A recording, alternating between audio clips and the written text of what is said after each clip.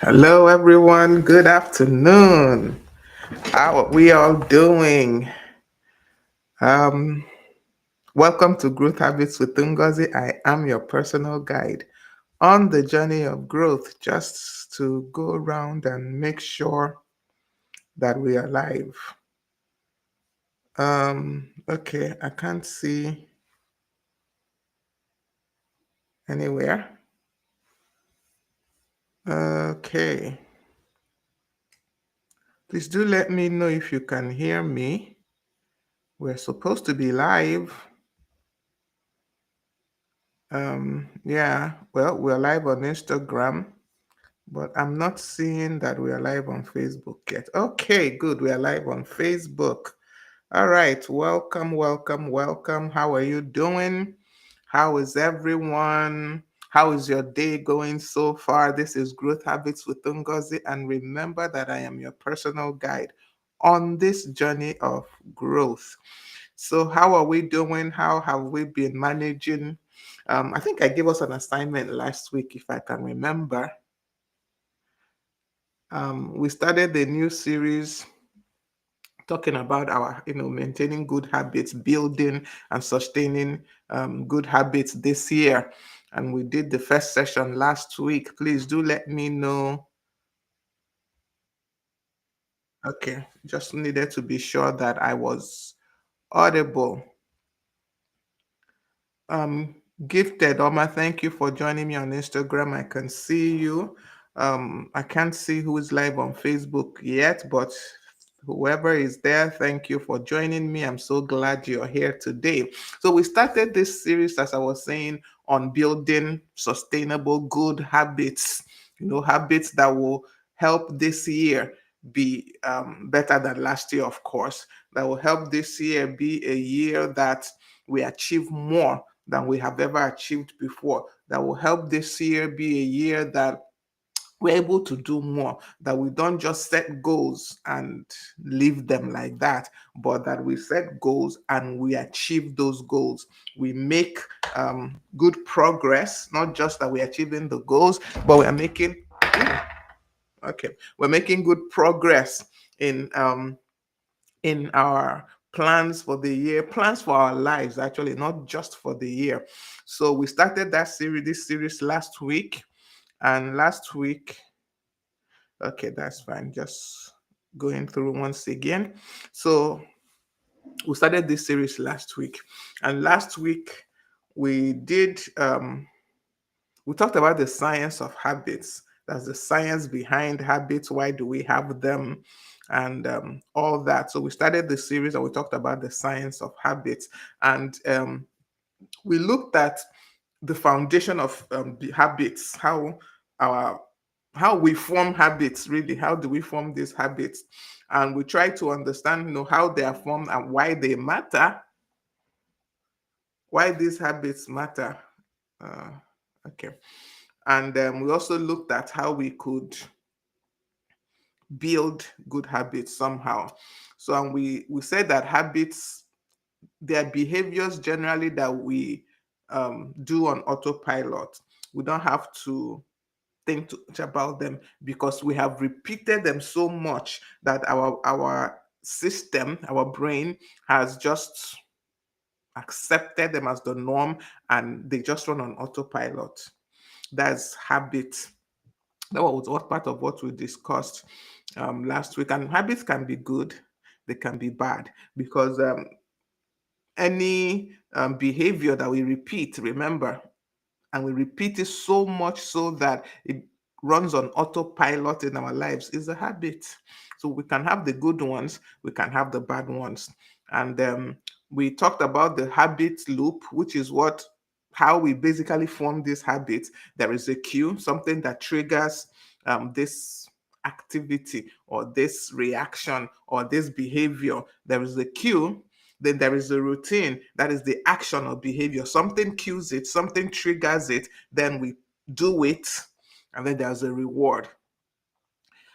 It's this reward that helps us form those habits, actually, because you have the trigger, you have the activity you do, the action, the behavior. But if there's no reward attached to it, the probability that you will repeat that behavior is low. But because there's a reward, then the possibility of repeating it is higher. So this is how and this is why we form habits, because there is always some kind of reward. Even the bad habits, which is part of what we're going to talk about today, even they have a reward attached to them, which is why we keep doing them, even though we know they're not the best for us. Okay, so that was basically what we talked about last week. So I was trying to look for, I think I gave us an assignment, I believe so. Oh, yes, I said we should build one habit intentionally and share with us today how it went. That one habit to build throughout last week, how did it go? Um, are you making progress on it, or you did not even bother to look for one habit to build? I tried. I will not say I succeeded. I tried. I tried. I've been trying to be more conscious about what I eat, what I put in my mouth, and just being healthier. So in the past week, I tried to build the habit of drinking only, key point, water. No juice, but not natural juice. I mean juice, all these are packet juices. No juice, no sodas, nothing, just water. Now, like I said, I tried. I did not succeed.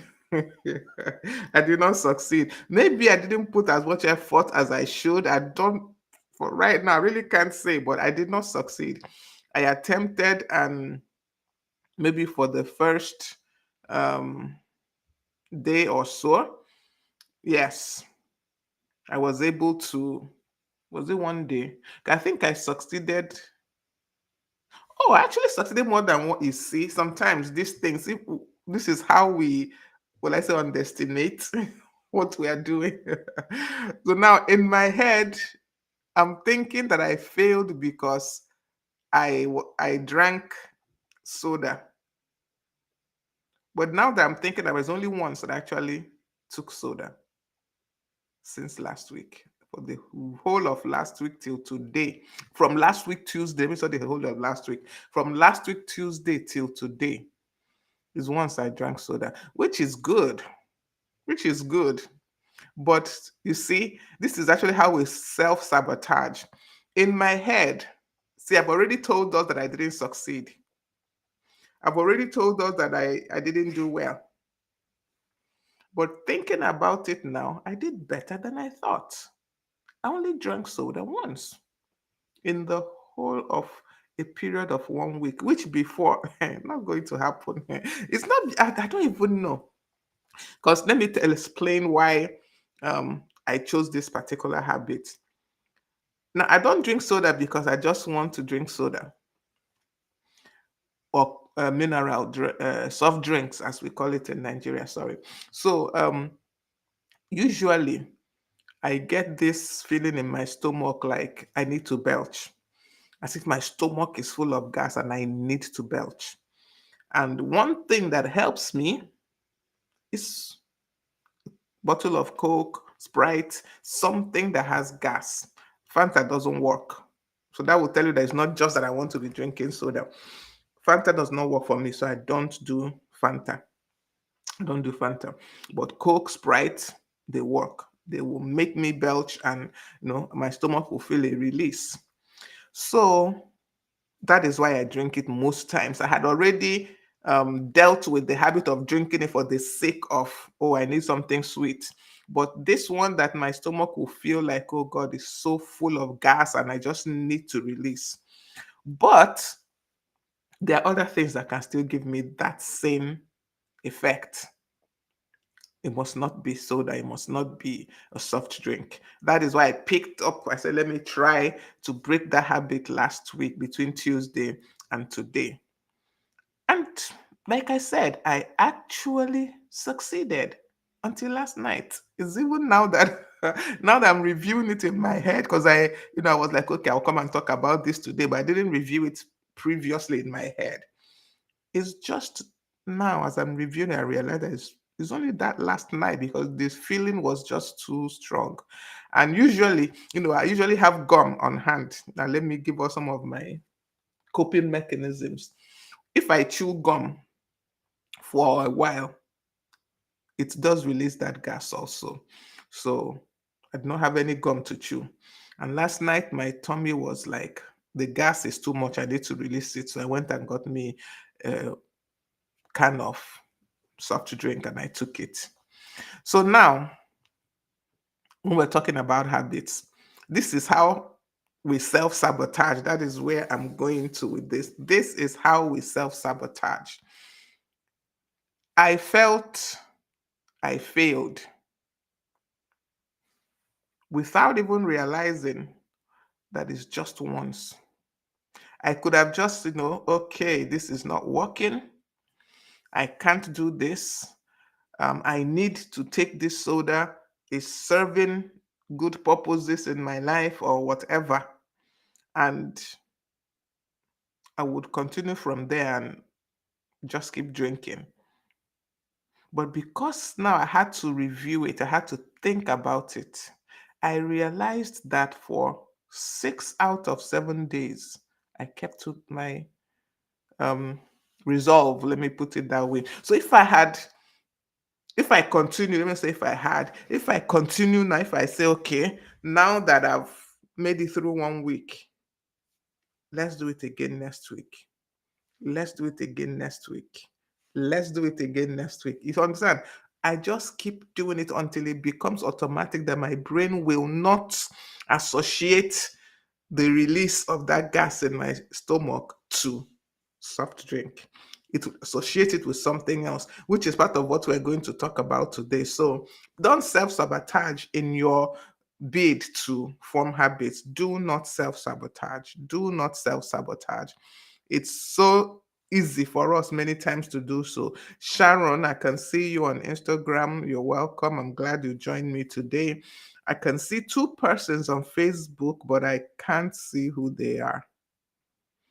I can't see who they are, and I don't know why. Usually it would show down here, but it's not showing who. Oh, okay. I can see my mom, Mrs. Regina Obiago. Thank you for joining me. But my mom is one of my greatest supporters. I don't know if she misses any session. I don't think she misses any. So, all right. So we are talking about today. We're talking about bad habits, and we are going to look at practical steps to stop those habits that are holding you back. Practical steps that will help us. I will try to um, be as practical as possible. I will try my best to be as practical as possible with this session, looking at steps that would help us in our in breaking these habits. Because for a habit to be called bad, it means it's not benefiting us. It's actually not doing us good. But we have done it so repeatedly that our brain just does it on autopilot. It's not even thinking about it anymore. It just goes ahead and does those things. So, all right. Um, Now, let me just ask us a question before I go on. What habit in your life do you know? You know it. I know it. I'm asking you, I'm asking myself. And you know that this habit is not serving your future. It's not helping you move forward. It's not helping you achieve anything. It's not helping you in any way, really. And yet you keep doing it. Think about it. Give it some thought. Even as we go on in this session, what habit in your life do you know that is not serving your future? It's not serving your purpose. It's not helping you really in any way, truly, but you keep on repeating that habit. Think about it. And as we go on in today's session, try to pick up tips that will help you in overcoming that habit. That is what today's session is all about. Now, of course, a bad habit is a pattern of behavior that is harmful to your growth, that hinders your growth, that hinders your progress, that hinders you spiritually, that hinders you mentally, that hinders you physically, that hinders you emotionally. These habits might actually provide short term comfort. Most times they do. Most times they do. They actually provide some kind of comfort short term, but they also have consequences. So, a pattern of behavior, a way of acting, a way of reacting, a way of doing things that is harmful or detrimental, or stunts your growth, stunts your progress. That is what we call a bad habit. And we all have them. We all have them. If anyone tells you, "Oh, I don't have any bad habits," look well. Look well. There is, we all have them, all of us. We all have them. And the first step actually for me is recognizing that this habit is a bad habit. Recognizing it and then beginning to look for the solution, but recognizing first of all that this habit is not the best. Okay, so some examples right off the top of my head, some examples of bad habits like procrastination, that's putting off what you can do now and say, "I'll do it tomorrow." And in the end, you probably never do it. That is a bad habit that definitely is harmful to your growth, hinders your growth, keeps you from achieving what you need to achieve. Procrastination. Another one is complaining. Complaining. We might think, but it actually will hinder your growth, because when you're complaining, it means you're not looking for solutions. You're just stuck at what is wrong. You're not looking for solutions. You're not looking for ways to move forward. That is what complaining does for you. So, complaining is a bad habit. Negative self talk, um, always on your phone, excessive phone use. Some of us are very, very guilty, including yours truly. Always on your phone, excessive phone use, um, overspending, just buying things for the sake of buying, always on your shopping apps. If you have the app, is easier to form that bad habit of overspending if you have the apps, the Amazons, the Jumias, you know. So another bad habit, overeating, not eating enough, skipping meals, because it's not healthy. We all know it. It's not healthy. Overeating is not healthy. Skipping meals is not healthy either. So those are some bad habits. Gossiping, um, comparing yourself to others, as in constantly. Not because, I mean, you can compare yourself to others if it will help you grow, if it is to maybe help you make plans for how to be better. But when you're constantly comparing yourself to others, you can't grow when you're doing that, because you never meet up. You never meet up. So you'll be stuck in the loop of bashing yourself. That's why comparing yourself to others constantly is a bad habit. So the question is, why are these habits so hard to break? Why is it so difficult to break bad habits? And generally, it's because most of these bad habits, we get instant gratification from them. We are rewarded instantly.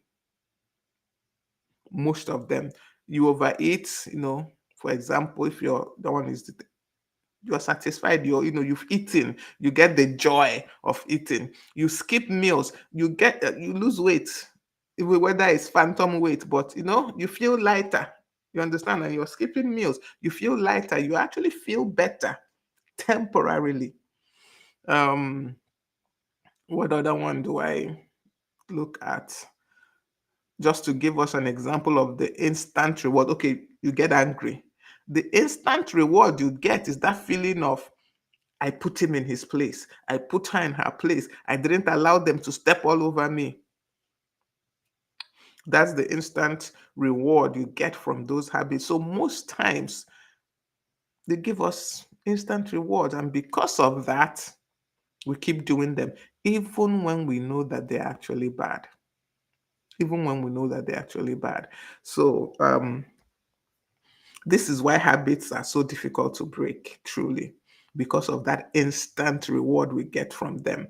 And our brain is a machine that loves patterns, um, and also loves pleasure. So once it begins to associate a behavior, an action, with some kind of pleasurable feeling, it tends to want to repeat them. It tends to want to repeat. So when something feels good, it becomes a loop. Because it feels good, you do it again. And then you feel good, you do it again. And the brain begins to establish those um, behaviors as normal, as part of what you need to be happy. So it feels safe to the brain. And so it stores it and repeats it. Excuse me, these are some of the reasons why it is difficult to break bad habits, because of those feelings, good feelings, instant gratification, instant rewards that come from them. You might think, but they are bad habits. Why would they give you instant reward? I give us some examples. You feel good that you put someone in their place. So you associate anger with putting people in their place, and then feeling good that, I didn't give this person a chance to step all over me. Forget what your brain does not register, and even, you self, you don't think about it, that there's another way to put people in their place without getting angry. But because your brain has associated the burst of anger with that good feeling of, I put this person in his place, tomorrow you will repeat it. The next 10 minutes, even, you will repeat that same action. For someone, for example, that overspends, when you buy things and you buy good things and you buy things you like, there's this feeling of joy. Yet you're putting yourself in debt. You don't, you don't even associate the overspending with that debt. You only associate it with the good feeling of, I got things, I got beautiful things, things I love. I felt good. Next time you will repeat that action. Excuse me. Excuse me. Next time you repeat the action. This is why these things are so hard. Remember, we talked about the loop of cue, routine, reward. So to overcome bad habits, we have to break the loop. We have to put a break in transmission in the loop. Once habits are formed, the brain creates what they call neural pathways. That's connections in the brain. And that is what makes those habits become automatic. So you have to short circuit that neural connection. You have to short circuit those connections in your brain for you to break any bad habit. But the thing is, I can't just short circuit it. You have to actually just rewire. If you just short circuit, it doesn't quite work. The brain will go back to what it knows. So you need to rewire so that it makes a new connection for that same feeling of good, that same good feeling. So that is how you break bad habits. So we're going to look at some practical steps now. I'm going to try to pick up one or two of those habits I mentioned, and then look at how you can break those habits, the things that can be done, specific things that you can do that can help you in breaking those habits, that can also help me. Like I gave the example of my drinking of the soft drink, the soda, that what I'm trying to get is that feeling of relief from my stomach, from the gas that seems to fill my stomach, that feeling of relief. That is what I'm trying to get. So, to break the habit of drinking sodas, soft drinks, I have to find something else that gives me that same feeling of relief. You see it? Once I'm able to find something else that gives me that same feeling and I replace it, the brain will now form the new connections and no longer associates drinking of the sodas, drinking of the soft drink with that feeling of relief. It now associates the new thing that I've introduced. This is why you don't just short circuit the connections, you have to rewire so that new connections are made and the brain begins to associate the new path with the feeling. Then you form that new one, becomes the habit. So that is how you form good habits. That's even how you form bad habits. You replace the good ones with the bad. So the thing is that generally you have to replace it with something for it to work. All right. So step one, of course, is to always identify what is the habit and what is its trigger. What is the habit you're trying to break and what is its trigger? You have to ask yourself, when I do this thing, whatever it is, um, what emotions does it trigger in me? Or what situation does it trigger? This is how you break the habit. Start from that point. Identify the habit, identify its trigger. Um, okay, let's say, um, okay, let's say the phone scrolling. You're always on your phone. You're always on the phone, constantly using the phone. So when you do that, when you're on your phone scrolling, what emotion does that trigger? What emotion or what situation does it trigger in you? Maybe a feeling of, you feel suddenly you're happy because you're scrolling, you're reading those stories, you're laughing, you're enjoying. That is the emotion that the action is triggering. Then you have to find, how do I now replace that? But sometimes it's not as easy as I just said now to identify the trigger and and the emotions associated with it. And one thing that scientists have said, I've not tried this. I will not say that I've tried it. Maybe I will try it. I've not, okay, I guess maybe I've tried it without realizing, but I've never really been conscious or intentional about doing this. Vic Nuka, thank you for joining me on Instagram. I can see you. Okay. So, and it's called a habit journal. And what is recommended is that for like a period of 3 days or so, you write down what, what is the habit, what triggers it, what time does this usually happen, and how do you feel after? And you write these things down in your journal. This helps you. Yes, it helps you because you can now figure out, you can now identify, truly the habits, you can identify its triggers. So you take a period of 3 days is actually okay. 3 days is good enough. And you keep a habit journal. What is the emotion you're trying to deal with? What is the habit you're trying to deal with? What are the situations that trigger it? What emotions trigger it? What are the things um, that trigger this action? Keep a journal, write them down, track it for like 3 days. What triggers it?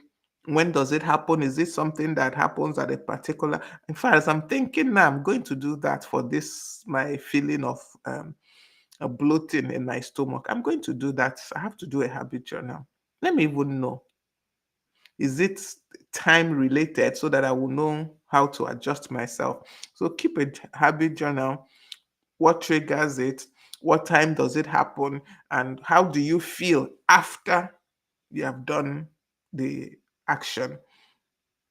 Keep a record, and then you can always go back and review that. It will give you so much information, truly, because you will now see, oh, this is triggered by, for example, going back to the my tummy something, it could be something that's triggered by what I eat.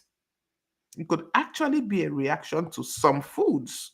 I never really gave it much thought, but now that I'm thinking about it, it could actually be a reaction to some certain foods.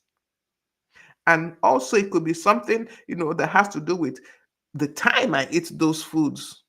But I wouldn't know this if I don't take the time to try and figure it out by doing this, by identifying the habit and its triggers. So do a habit journal. I'm sure I'm just honestly, as I'm talking now, I'm thinking through my own habits that I want to break, and the habit journal would be of immense help. It would help me. So I'm going to do it. I'm going to do it. Then the second thing you do in breaking bad habits, you have identified it, you found the trigger, you found the time it happens, you found the emotions that follow it, and all that. Now you need to replace that habit. Like I said, you can't just remove a habit. You have to replace it. Because if you just remove it, there's now a vacuum. And our brain, our system abhors vacuum. So it's not enough to remove a habit. That habit must be replaced. You have to help the brain form new neural pathways, form new connections. You have to help it. So you must replace the habit. You can't leave a vacuum. When there's a vacuum, when you just remove the habit, the brain is struggling to get that feeling that it had, that good feeling that it had. And it must find a way to have that feeling. It must. And many a times, when you leave it up to the brain, when you just leave it up to chance, okay, I've taken away these habits, what will be, will be. Many a times, the new habit is worse than the old one you're trying to get rid of. So it's better for you to replace it. Don't just remove, replace. Don't just remove the habit, replace. So in doing your habit tracking and in studying the results of your habit tracking, be prepared to find the replacement. Be prepared to find the replacement. Ask yourself, are there healthier things that can give me this same reward? Because the brain is looking to get the reward that is the outcome of that habit that you're trying to break. So, is there something else healthier, more profitable, more attuned to my growth? Is there another behavior that can give me that same reward? Find it so that you can replace the old habit with a new one. So, for example, if you're someone that when you're stressed, you eat, this is what causes you to overeat and then have all the bad effects that come from overeating. Now, instead of eating, find something else that you can do when you are stressed that is less will be harmful to your health. You can walk, can take a walk instead of eating, but you can listen to music. But like I said, to do this, it takes intentionality. It doesn't happen automatically. So you have to now find something else that will give you that same feeling, that same, good feeling that the previous bad habit you're trying to break was giving you. So if it's walking that now makes you not to um, feel stressed anymore, start walking. If it's listening to music, start listening to music. But find that replacement, possibly before you start breaking the old habit, so that you can replace it immediately. Okay. The third thing in trying to break a habit is to don't like pile up habits to break all at the same time. Start small. Start with one, and be specific about what you're trying to do. What habit am I actually trying to break? What habit am I replacing it with? Be specific. Don't be vague with it. Be specific and start small. Yeah, like I said, don't try to quit everything all at once. No, change one thing and be consistent with that one thing you're changing until that one thing becomes a habit now, and you now do it on autopilot without thought or too much thought. Then you can pick up another one and then work on that. So don't try and quit everything all at once. Many of us, and I mean us, we have several habits that could be called bad. But if we try to break all at once, we will probably not succeed. And when we don't succeed, we just go back. So let that not be your story. Pick one habit at a time and then work on that one habit. When you're successful at it, you can move on to the next habit. Okay. Okay, for someone that likes to always be on their phone, one thing you could do, you start with that, for example, and one thing you could do that will help you is to not have the phone near you all the time. There are these apps, talking about this phone thing now. There are these apps that measure how long you've been on your phone, and they will shut down some sites so that you can't access that site again till the next day. So look for those things. Look for those things. Or you replace the scrolling of phone with reading book or something. You know, there has to be something. Then another thing that I know that helps in breaking habits is to um, use, like, how do I put this? Visual reminders. Um, for example, okay, the phone. Or even let's go back to the tummy and the drinking of soft drinks. Make that um, habit invisible. I don't know if this makes sense.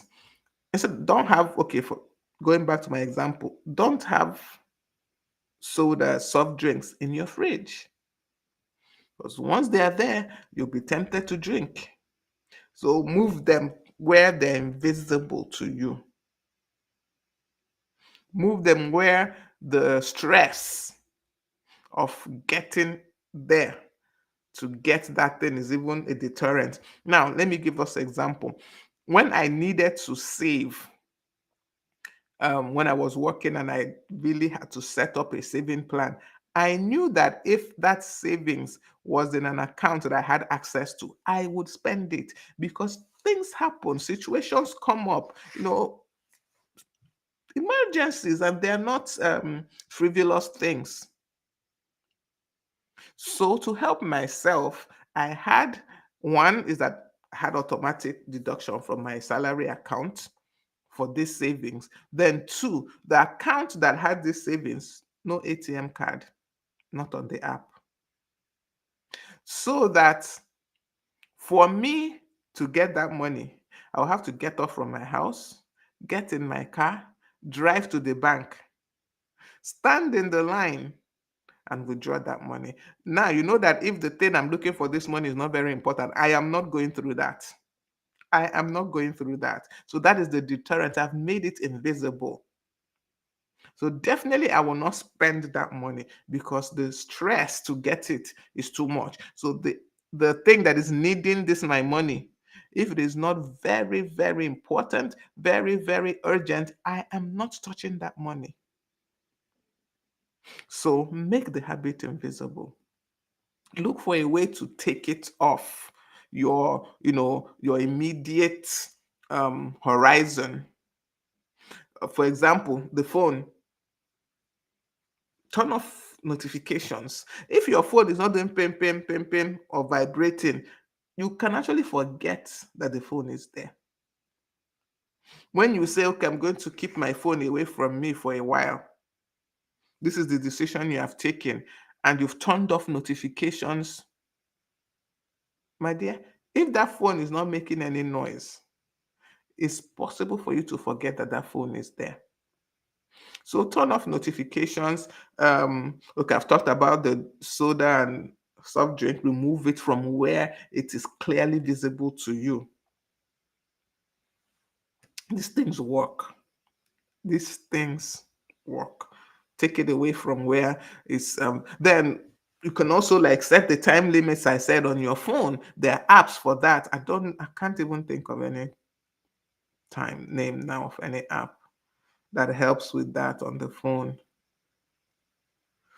But I'm sure there are apps that help. So put that app on your phone so that once you've spent, for example, 3 hours on Facebook, Facebook is shut off, or Instagram, Snapchat, whichever one, TikTok. I think TikTok is the one that really, really needs these apps, because you can be on TikTok and hours have gone by just scrolling mindlessly. So put those apps on your phone. They will help you. Then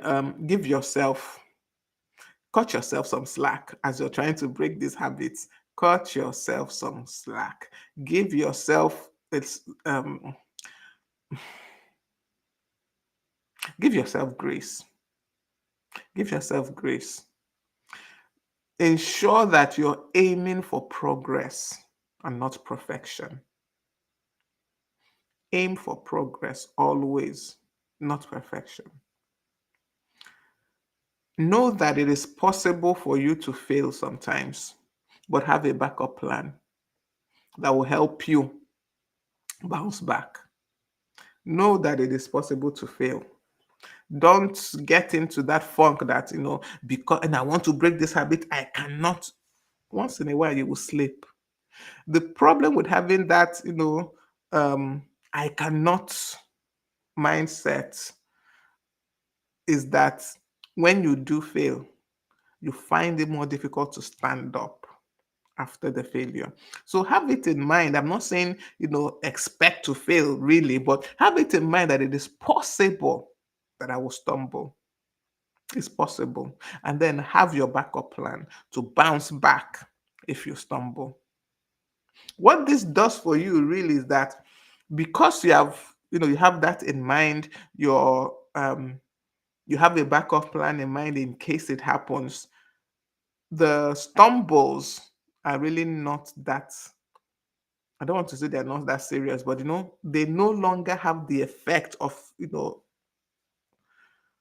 what's the word I'm looking for? You will not feel like I have failed. You just feel like, okay, I've stumbled. I can get off from this because I have a backup plan. Yeah. So the tendency is to, because you didn't have that backup plan, when you fail, you're discouraged. You're like, I can't do this anymore. I'm not capable, and such things. But when you have a backup plan, because you have thought that it is possible to stumble, not to fail, it's possible to stumble. It's possible to, have one hiccup in the journey, or at most two hiccups in this journey, and you've made provision for the bounce back. Also, keep yourself accountable. It's always good to have, someone you share, your new habit breaking goals with, that can keep you accountable, that can check, oh, how far have you gone? Are you still on track? Have you, made any stumbles? How is it going? It's always good to have someone accountable. So I'm just going to pick up one or two of the habits I've mentioned now, and we'll look at some practical steps how to overcome that particular habit. You can apply it to any other one. Let's say, for example, you're someone that struggles with negative self-talk. You're always talking yourself down. That is a bad habit because you really can't grow. If you're always talking yourself down, you never see any good thing in yourself, you never see um, that you're making progress, even when you're making progress. So if that is a bad habit you would like to break, um, the ways we could deal with that, I'm just doing a quick recap in my head. So the ways we could deal with that is, okay, we said you should identify the cue. So one of the cues is, okay, you make a mistake. You make a mistake. This is what gets you on that path of now talking yourself down and feeling maybe I can't do this, I'm not good enough, and what have you. So that is that is a cue. You made a mistake. Kelechi Ume, you see, I've called you Ume, sorry. Kelechi Obuka. Welcome. I can see you on Facebook. Welcome. Thank you for joining me. So you have identified the cue. Making mistakes makes you have negative self-talk. You have identified the cue. So now, what are you going to replace it with? Because you're trying to break the habit of talking negatively to yourself. How do you replace it? What are you even going to replace it with? Because somebody might want to say, what is the reward I get from talking myself down? What is the reward I get from that negative self-talk that would make me want to continue it? And this one, the reward is not even, how do I put it?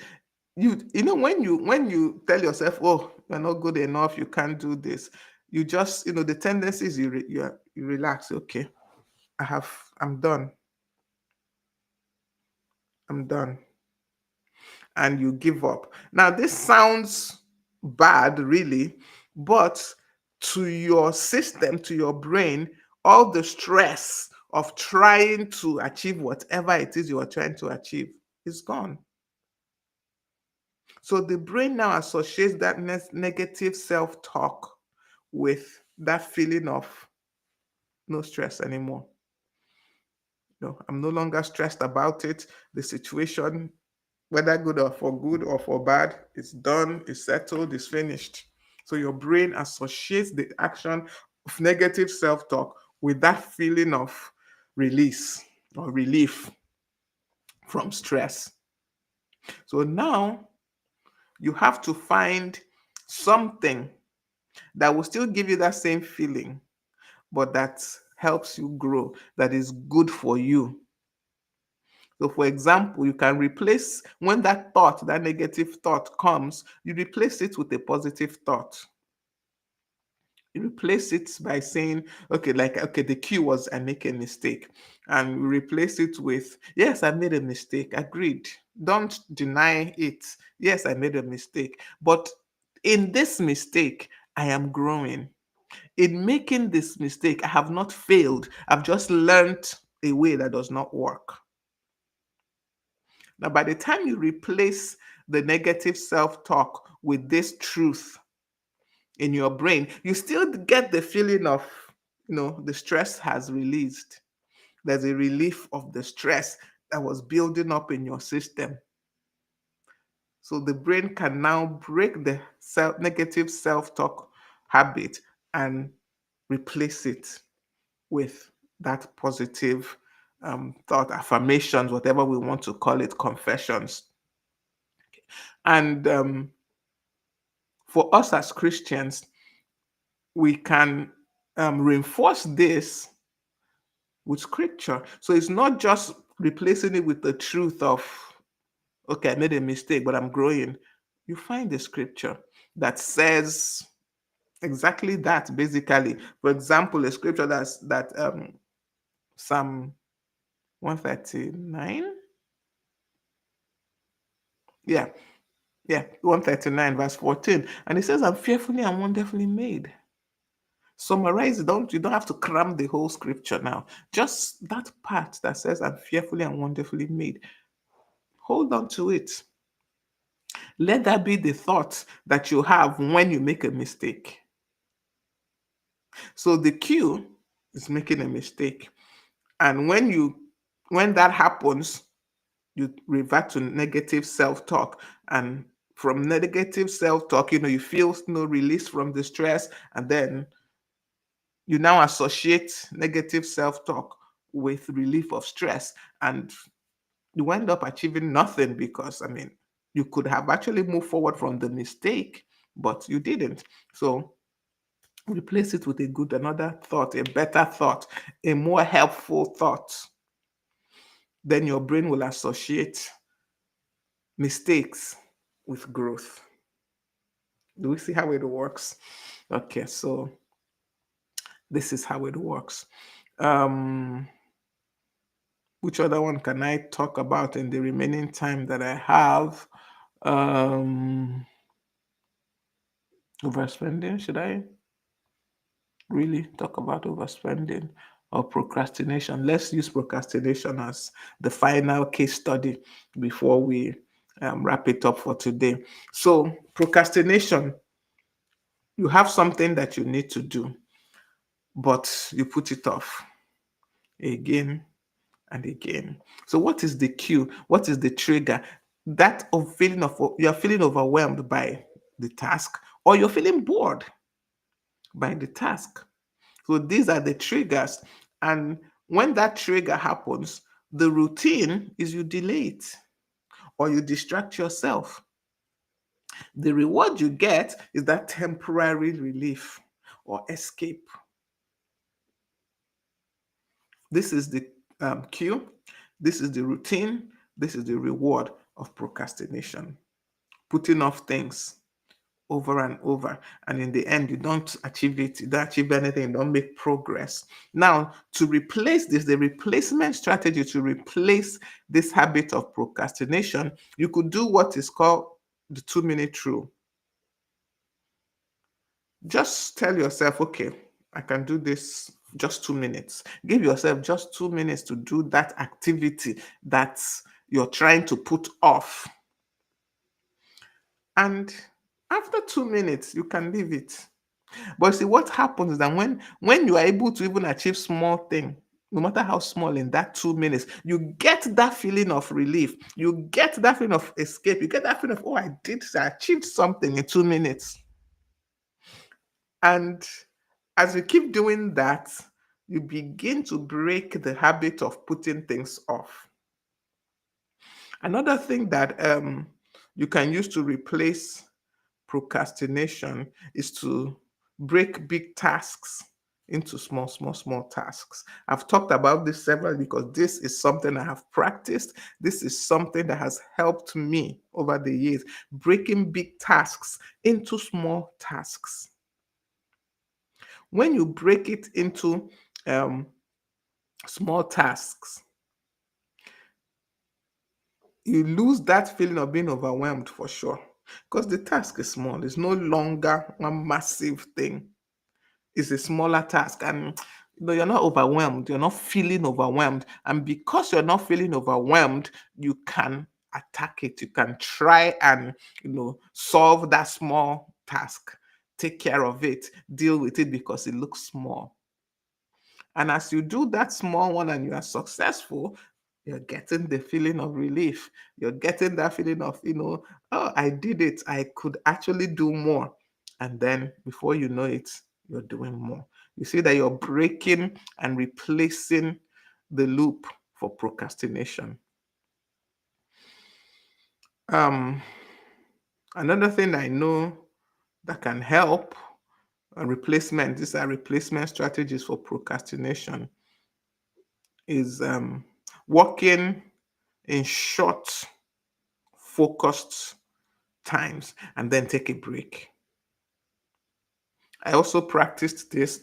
I would put alarms on my phone so that if I work for like 30 minutes straight, that alarm goes, I have to take a break. Even if it's a 1 minute, what is 5 minutes? 1 minute is enough. I have to take a break. So I would program that into my phone, set the alarms. I'm starting work now. I set the alarm. The next 30 minutes, I'm not standing up from this place. After 30 minutes, I am not sitting anymore. So these are the things. Um, Once again, you know that you have a short time to focus. It breaks that feeling of over being overwhelmed or even being bored.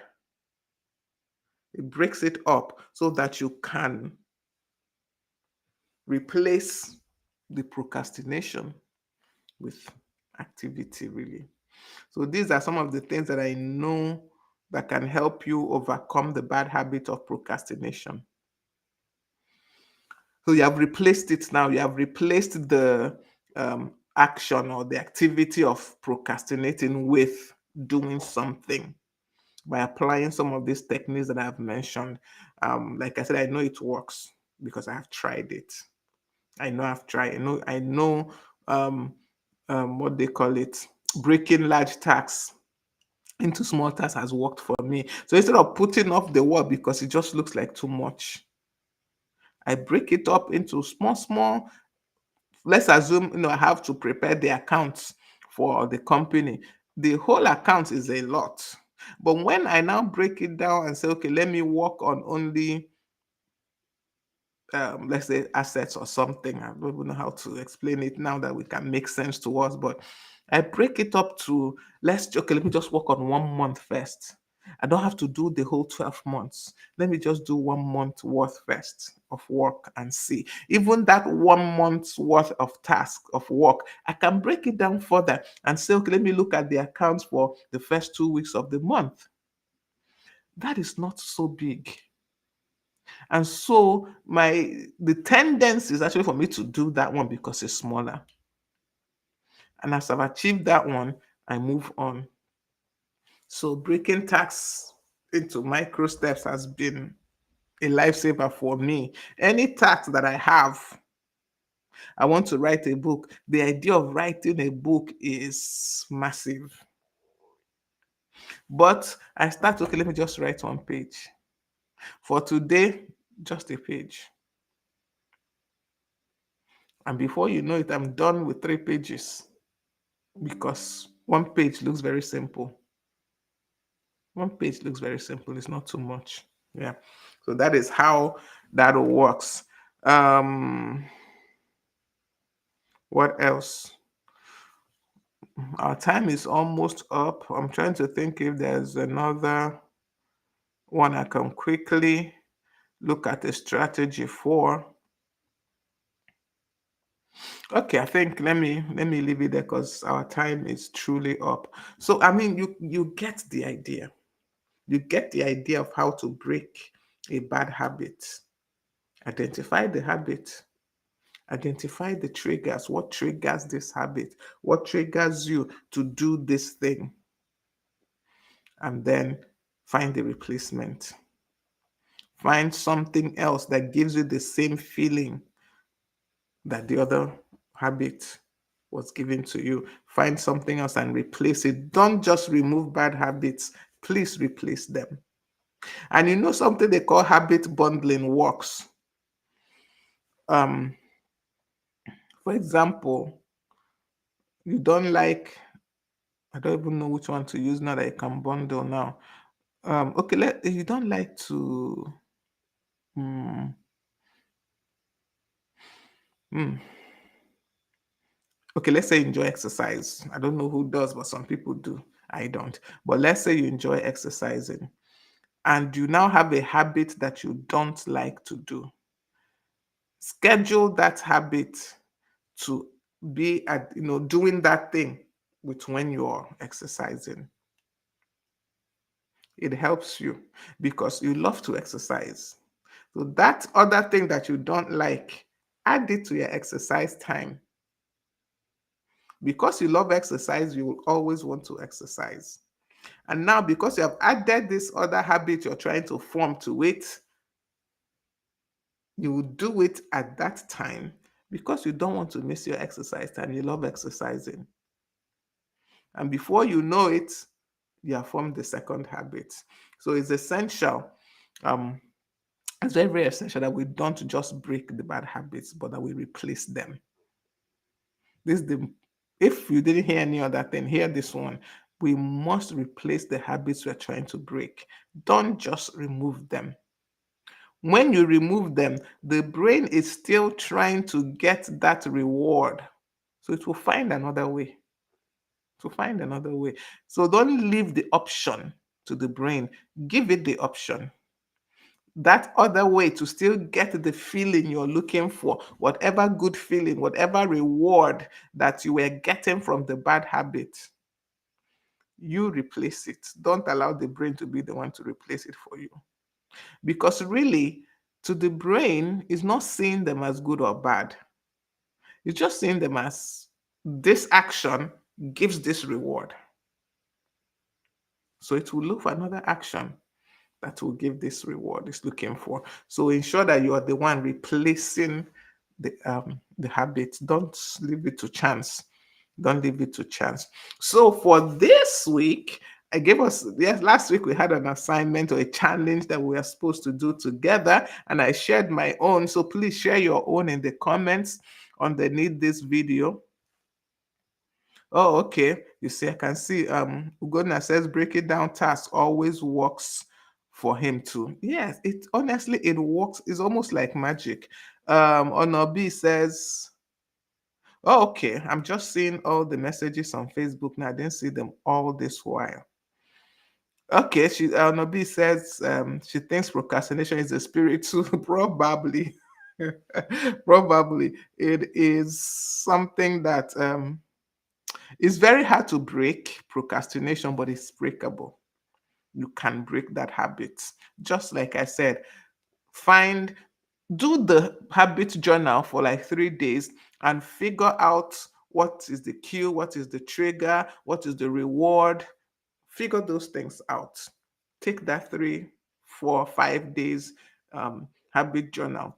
When you figure these things out, then find something else that will still give you the same reward and replace it. So for this week, um, find one bad habit that you want to let go of this week. If you did not do the assignment last week, please do it this week. Find one habit that you want to let go of. Write down the cue, the routine, the reward for that habit. Write it down in your habit journal. And then write that a replacement habit. Write the replacement. We are Christians, or for those of us that are Christians, I know everybody watching me is not. Find a faith based affirmation or a scripture to help you in replacing that habit. Find a backing, a scripture that backs the new habit you're trying to replace with. If you're not a Christian, you can do the same. Find, a positive affirmation or, confession that you can add to this habit you're trying to replace, and then commit to it for 7 days first. 7 days. Commit to it for 7 days. And when we are back next week, Tuesday, you will share your how did it go, basically. I just want to check what we have next week, Tuesday. Oh, we have a guest. Yes, we have a guest next week, Tuesday. So try and identify this one habit you want to break. Write down the cue, the routine, the reward of that habit. Write down the replacement habit. Support it with scripture. Support it with confirmation, affirmations. Support it with whatever you want to support it with to ensure that you do it, and then commit to practicing that new habit for at least 7 days. Next week, when we come, you share your testimonies, as we would say. Share how it went, your reflections, share your thought patterns with us. And as I said, bad habits don't actually have to define your future. They don't. You can break the cycle. It is very, very doable. It will take discipline on your part, but the cycle of bad habits they are breakable. You can break the cycle and you can start afresh. You can start afresh. And I know that God's grace is available every step of the way. It's available to help us. It's available to be that support that we need. But in case you don't believe in God, believe in yourself. But I know from experience that God's grace is available every step of the way, and you're trying to break the bad habits and to replace them with good habits. So that is our session for today. We're going to end it here. It's already 6 minutes after 12. So sorry, after one.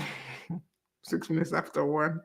So we're going to end this session here. Next week, I said we are having a guest, and we're going to be talking about atomic habits in action, the power of tiny, consistent steps.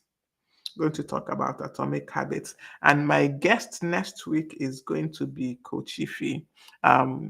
She's been here before, and I've appeared on several of our own programs. So I will share her profile and the flyer for next week.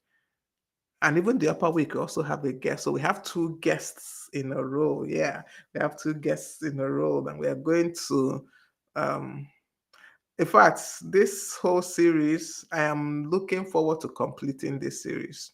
I am looking forward to it because it is something that is beneficial for us. It's something that is good for us. As I said, this 2025 cannot be like every other year. Victory, thank you for joining me on Instagram. I see you there. And everyone that joined on Facebook, on YouTube. I didn't even log into the YouTube to check, but yes, everyone that joined on YouTube, on Facebook, on Instagram, thank you so much for joining me this afternoon. Remember to make today and every day count. Be valuable and grow. Don't forget to like our this live, like our page, follow us on all our social media handles: Facebook, Instagram, TikTok, YouTube. Um, which other one did I miss any? I think that is it. Follow us everywhere. Invite someone. Invite someone. You can share this live with someone and then invite them to be at the next session next week, Tuesday. So see you all once again next week, Tuesday, right here on Growth Habits with Ngozi. The time is 12 noon Nigerian time. 12 noon Nigerian time. You can now convert to wherever you are joining me from, and you would know what time we're online. Thank you for those that also watch the replays. I'm always very amazed, sorry, at the numbers I see when I look at the insights for the lives. I'm always very amazed at the numbers I see of those that watch the replay. So I'm thankful for that. Thank you so much. Please introduce your friends to our YouTube page. Because of this new policy of Facebook that they delete the videos after a certain time. So it won't be available for you to watch after a certain time. But on our YouTube page, it's there till all eternity, I guess. So introduce your friends to our YouTube page, subscribe, Growth Habits with Ngozi, subscribe to our YouTube page, and I will see you all once again next week, Tuesday. Remember, our topic next week is Atomic Habits in Action, the power of tiny, consistent steps. Thank you all so much for joining me once again. See you all next week, Tuesday. Bye.